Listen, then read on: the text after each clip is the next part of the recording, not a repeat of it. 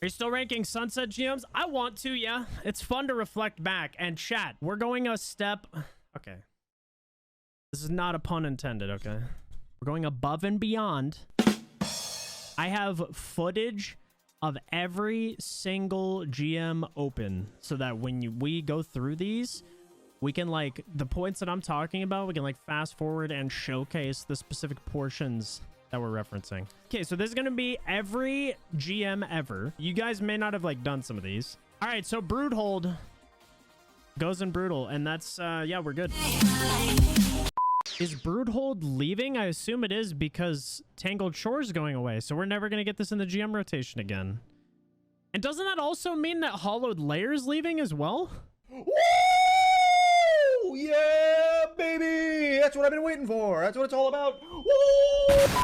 No one likes that shit strike. Hollowed Lair? I like the Grandmaster. I'm weird though. I really like challenge in Destiny.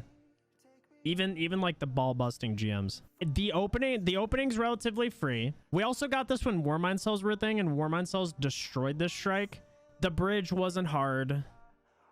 Like this part was easy. There were a couple unstops. That's pretty straightforward. You just toss down a well, whatever. And then you get to boss, and you would just basically take your time, wait for your supers. 2 chaos reaches typically would just destroy her health bar. But it was like planning between the real and the shadow copy that was really, really fun. We did div cloud strike on this thing because the extra click glitch.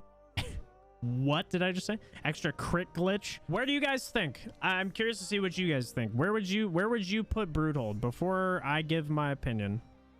Yeah, I think personally for me it would be an average. Where would you guys put Disgraced? Do you think it's on par with Broodhold? Do you think it's harder than Broodhold? You guys are saying easy. Wow, I'm actually surprised.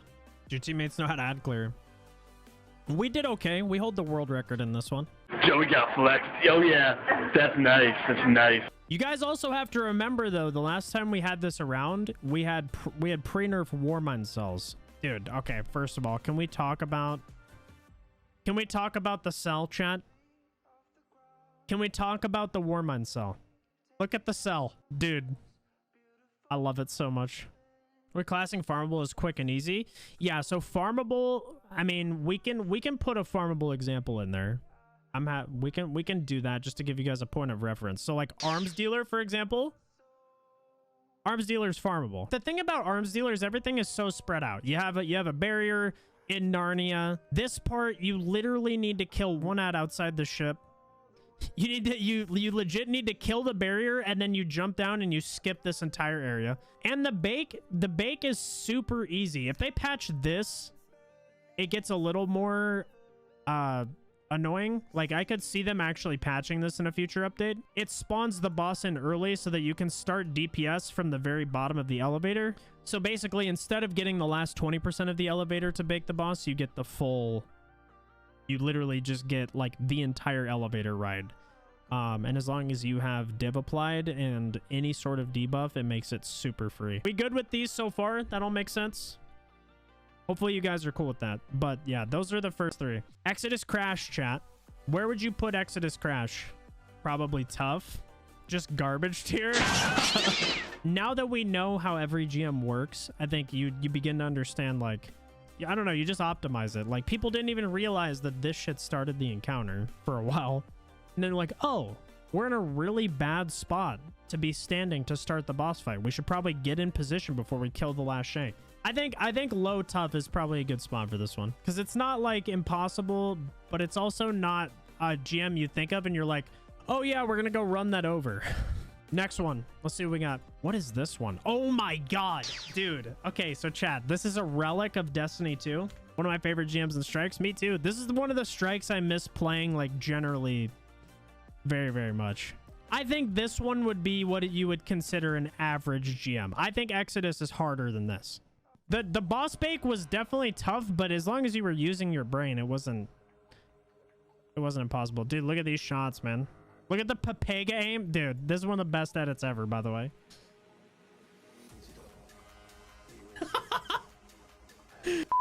Wait, are we missing one? Did Egan miss a GM? Egan! Egan's grounded. You have failed me for the last time, Admiral. What did I miss? You missed Mr. Nokris, dude. It's all good, bro. Dude, straight terrain's definitely, like, for me, one of the harder ones. I'm gonna put it in average, chat. I know some of you guys are saying tough. Some of you guys are saying easy. I'm gonna put it in average. It'll probably end up being, like, low average for me. Here's a good one. Okay, Warden of Nothing, chat. Wardski of Nothski. Farmable. Look at how many of you guys are saying farmable, bro. I'm surprised. The last time we did this, people put this in tough. You guys really think it's on the same tier as Arms Dealer. Warden has a tougher learning curve, but once you learn the strat, it's super easy. I agree with that 100%. We have to do it relative to other GMs. If all of them were available in the same season, so you had Warden, Arms Dealer, Inverted Spire, and Lake, are you farming Warden out of those four? No shot. Okay, chat, Fallen Saber. Where are we putting the Sabeski? Average to top, a bit too chaotic for easy.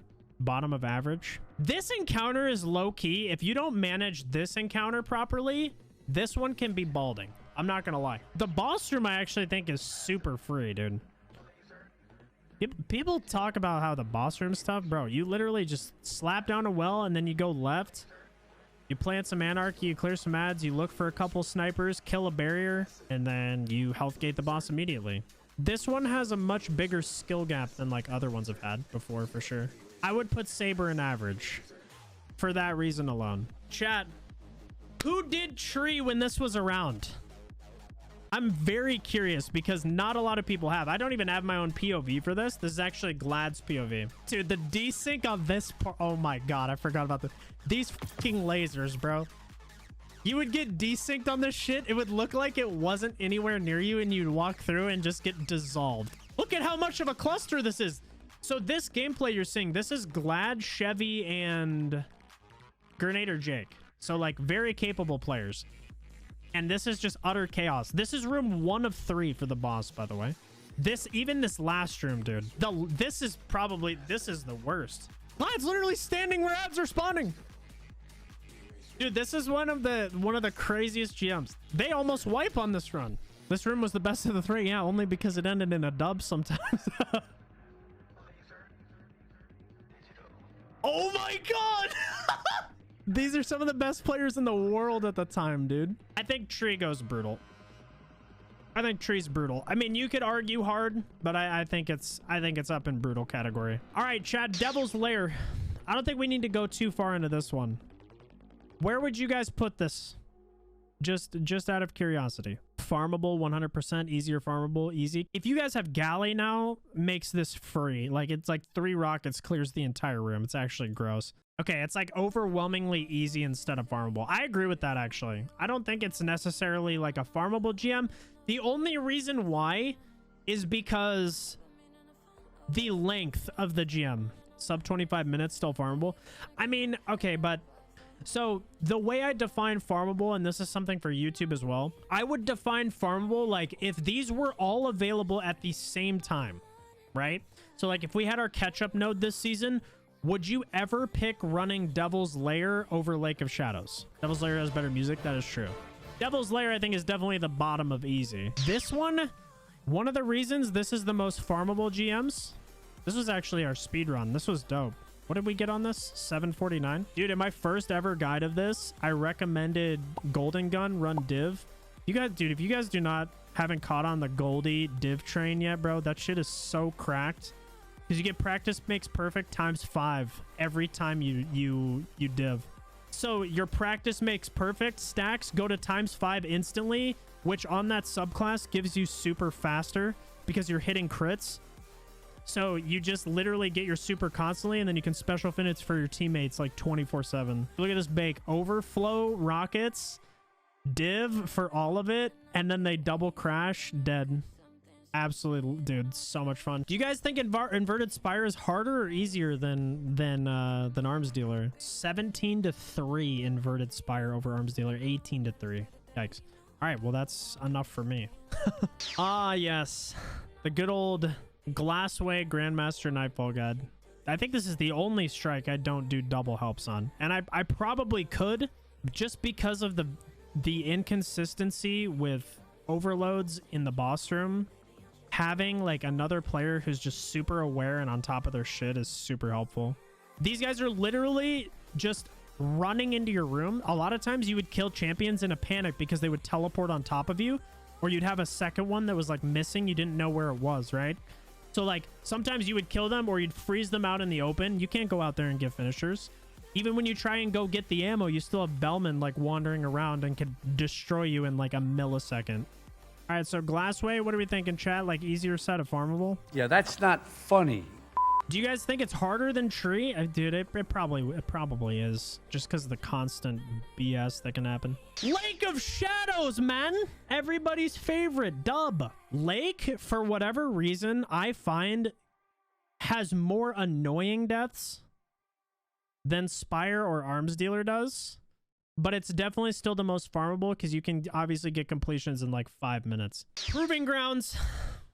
This season we had to deal with the Ursa nerf in this encounter, but even with that, still it was not a problem. A lot of people were like very worried about this GM with the Ursa nerf, but it didn't end up being bad at all. Once people figured out that you can use the oven to bait the orbs and that he has a limited number of them that he throws, it's very, very easy. Maybe put it in hard to fill up the tiers. Yeah, I agree with that. Sigdo, 100%. Now this one, I'm interested to see what people say about this, dude. Fun fact, this is one of my favorite GMs ever. And I know a lot of people hate this GM, but I actually found it really fun. Dude, oh my god. Overload Void Nades with Oppressive Darkness chat. Chat room. Look at this death, by the way. Hoplite griefing. Hello? Hold on. We're playing this in 0.25. Look at the toes enter the top of the screen, right?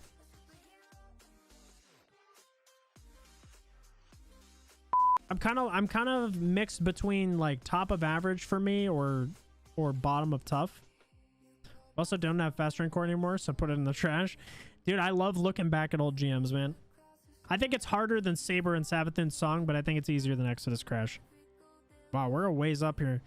Dude, here's an interesting one. Do you see what we're doing with the boss? It's like one person damaging. I put one Izzy shot in because here's the thing. If you over damage this boss, you have Solar Wizards, Thrall, Arc Knights, Acolytes, and 2 unstoppable ogres that will all spawn on you at the same time. So you just have to be really smart and conscious of like what you're doing. Otherwise it becomes like such a pain. I just don't know if it's harder or easier than Proving Grounds. Proving Grounds is very much like, it's like a linear GM, right? Like you walk, like everything's in front of you. Scarlet Keep has very like wide and vast arenas where you can kind of get shot from like every single angle. I don't know. For that reason, I think it's harder because you can't necessarily just run like double banner. Where would you guys put